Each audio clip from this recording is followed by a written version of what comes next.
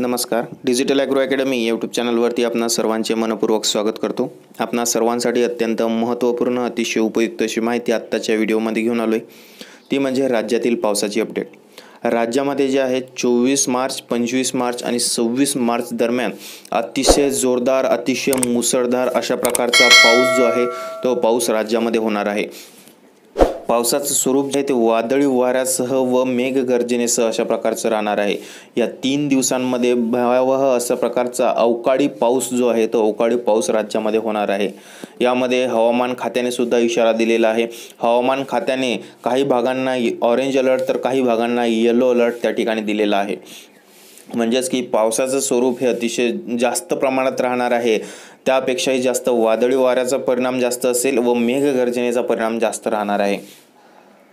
तर तेच आपण या व्हिडिओमध्ये जाणून घेणार आहे की कोणत्या भागामध्ये नेमका अवकाळी पावसाचा प्रभाव हा अतिशय जास्त राहील, कोणत्या भागांमध्ये मध्यम स्वरूपाचा तर कोणत्या भागामध्ये कमी असेल, याची संपूर्ण सविस्तर अपडेट जी आहे ती अपडेट आपण या व्हिडिओमध्ये जाणून घेणार आहे.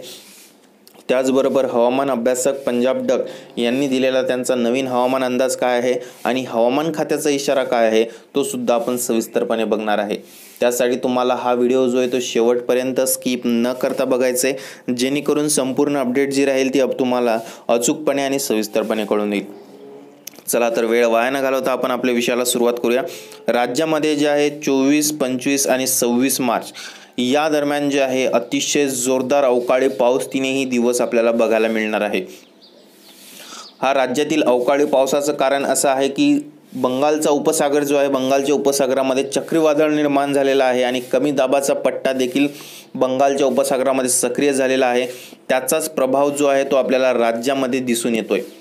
त्यामुळे हा जो पाऊस आहे हा पूर्वेकडून महाराष्ट्रामध्ये शिरणार आहे. म्हणजेच की पूर्व विदर्भाकडनं याची सुरुवात होणार आहे. त्यामुळं पूर्व विदर्भातील अनेक भागांना आता त्या ठिकाणी ऑरेंज अलर्ट आणि त्या ठिकाणी येलो अलर्ट देण्यात आलेला आहे. तसेच इतर राज्यातील भागांना त्या ठिकाणी सावधानतेचा इशारा देण्यात आलेला आहे. राज्यामध्ये पावसाचं स्वरूप जे आहे ते मेघगर्जनेसह व वादळी वाऱ्यासह राहील. त्याचबरोबर हवेचं प्रमाणसुद्धा मोठ्या प्रमाणावर असेल. वारेसुद्धा वेगाने त्या ठिकाणी वाहतील. यामध्ये जर आपण एका भागाचा विचार केला तर विशेष करून जो आहे त्यामध्ये आपल्याला विदर्भ, मराठवाडा, उत्तर महाराष्ट्राचा पूर्वेकडील भाग आणि त्या ठिकाणी जो आहे मध्य महाराष्ट्र या भागांमध्ये पावसाचं स्वरूप जे आहे जास्त प्रमाणावर आपल्याला बघायला मिळणार आहे. वादळी वाऱ्याचा परिणाम सुद्धा या भागांमध्ये सर्वात जास्त असेल. त्यानंतर आपण एकेका भागाचा जर विचार केला तर विदर्भामधील पूर्व विदर्भामध्ये आपल्याला जो भाग आहे भंडारा, गोंदिया, चंद्रपूर आणि वर्धा या भागांना जो आहे तो ऑरेंज अलर्ट त्या ठिकाणी हवामान खात्याकडनं देण्यात आलेला आहे. म्हणजेच की या भागामध्ये आपल्याला येत्या काही तासांमध्येच मोठ्या प्रमाणावर अवकाळी पावसाच्या सरी बरसताना त्या ठिकाणी दिसून येतील. त्यावर जो आहे वादळी वाऱ्याचा व मेघगर्जनेचा परिणाम सुद्धा असेल.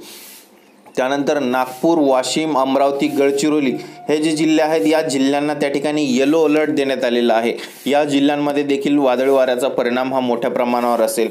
तसेच बाकी इतरत्र जे आहे अकोला, बुलढाणा, त्यानंतर यवतमाळ, त्याच्यानंतर जळगाव, जामोद, संग्रामपूर, तेल्हारा, शेगाव, खामगाव, नांदुरा हा जो पश्चिम विदर्भाचा हा जो पश्चिमेकडील भाग आहे, पश्चिम विदर्भाचा जो भाग आहे या भागामध्ये देखील त्या ठिकाणी पावसाचा प्रभाव असेल. मध्यम स्वरूपाचा पाऊस अनेक भागांमध्ये आज सक्रिय राहील. तर काही भागांमध्ये जे आहे 25-26 दरम्यान मुसळधार अशा प्रकारचा पाऊस त्या ठिकाणी होणार आहे. त्यानंतरचा जो भाग येतो तो म्हणजे मराठवाड्यामध्ये हिंगोली, परभणी, नांदेड या भागामध्ये देखील पावसाची सक्रियता असणार आहे. या भागामध्ये आपल्याला 25 व 26 तारखेदरम्यान पावसाचा त्या ठिकाणी प्रभाव दिसून येईल. काही भागांमध्ये मध्यम स्वरूपाचा तर काही भागांमध्ये वादळी वाऱ्याचा परिणाम त्या ठिकाणी असणार आहे. ढगाळ वातावरण मात्र सगळीकडे त्या ठिकाणी सक्रिय असेल. त्यानंतरचा जो भाग आहे तो म्हणजे लातूर, बीड, जालना, त्यानंतर छत्रपती संभाजीनगर, धाराशिव या भागांमध्ये जे आहे पावसाचा प्रभाव जो आपल्याला 26 तारखेला त्या ठिकाणी बघायला मिळेल. 26 मार्चला अनेक भागांमध्ये आपल्याला अवकाळी पावसाचा प्रभाव त्या ठिकाणी दिसून.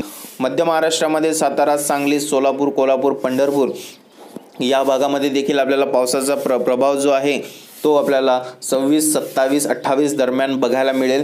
मध्यम स्वरूपाचा काही ठिकाणी पाऊस असेल तर काही ठिकाणी जे आहे अवकाळी पावसाच्या सरी सुद्धा बऱ्या असतील. जोरदार अशा प्रकारच्या पावसाच्या सरीसुद्धा बरसताना दिसून येतील। त्यानंतरचा जो भाग आहे तो तुमचा कोकणामध्ये रत्नागिरी, सिंधुदुर्ग, सावंतवाडी, दापोली, रायगड या भागामध्ये आपल्याला ढगाळ वातावरण हे सगळीकडे त्या ठिकाणी सक्रिय दिसणार आहे। त्यानंतर मोजक्या काही भागांमध्ये आपल्याला पावसाच्या सरी बसून येतील, तर काही भागांमध्ये जे आहे आपल्याला त्या ठिकाणी वादळी वाऱ्यासह मुसळधार पाऊस देखील। त्यानंतर मुंबई, ठाणे, पालघरचा जो परिसर आहे या परिसरामध्ये जास्त आपल्याला पावसाची सक्रियता दिसून येणार नाही, मग त्या ठिकाणी ढगाळ वातावरणाचा परिणाम मात्र सक्रिय राहील। त्यानंतर पुणे व नगरचा जो परिसर आहे या भागामध्ये देखील आपल्याला ढगाळ वातावरणाचा परिणाम सक्रिय दिसून येईल। पावसाची मोठी सक्रियता नसेल, मात्र काही भागांमध्ये आपल्याला त्या ठिकाणी पाऊस बरसताना दिसून येईल, पावसाच्या सरी बरसताना दिसून येतील। त्यानंतरचा जो भाग आहे तो म्हणजे उत्तर महाराष्ट्राचा। उत्तर महाराष्ट्रामध्ये आपल्याला नाशिक, इगतपुरी, त्र्यंबकेश्वर भागामध्ये देखील पावसाची सक्रियता त्या ठिकाणी मध्यम स्वरूपाची दिसून येईल। त्यानंतर धुळे, नंदुरबार, जळगाव, खान्देश, भुसावळ हा जो परिसर आहे या परिसरामध्ये मात्र आपल्याला 25-26 तारखेदरम्यान मुसळधार पाऊस त्या ठिकाणी होताना दिसून येणार आहे, वादळी वाऱ्यासह, मेघगर्जनेसह। तर अशा प्रकारे संपूर्ण राज्यामध्ये जे आहे पावसाची सक्रियता मोठ्या प्रमाणावर आपल्याला दिसून येणार आहे। अवकाळी अशा प्रकारचा हा जो आहे पाऊस त्या ठिकाणी असणार आहे। त्यानंतर 48 तासांमध्ये परत छत्तीसगड, पश्चिम बंगाल, मध्य प्रदेश आणि ओडिसामध्ये देखील अवकाळी मुसळधार पाऊस होणार आहे। आणि महाराष्ट्रामध्ये राज्यामध्ये जे आहे 50 ते 70 किलोमीटर वेगाने जे आहे वारे सुद्धा वाहतील, असा सुद्धा हवामान खात्याने इशारा देण्यात आलेला आहे। तर हीच होती आपली राज्यातील 24, 25, 26 मार्चपर्यंतची पावसाची अपडेट। तर ही अपडेट तुम्हाला कशी वाटली कमेंट बॉक्समध्ये कमेंट करून नक्की कळवा। चॅनलला सबस्क्राईब करा, नोटिफिकेशन बेलला क्लिक करा। चला तर आता आपण भेटूया पुढील भागात नवीन विषयासोबत, नवीन हवामानाच्या अपडेटसोबत। तोपर्यंत इथंच थांबतोय, धन्यवाद।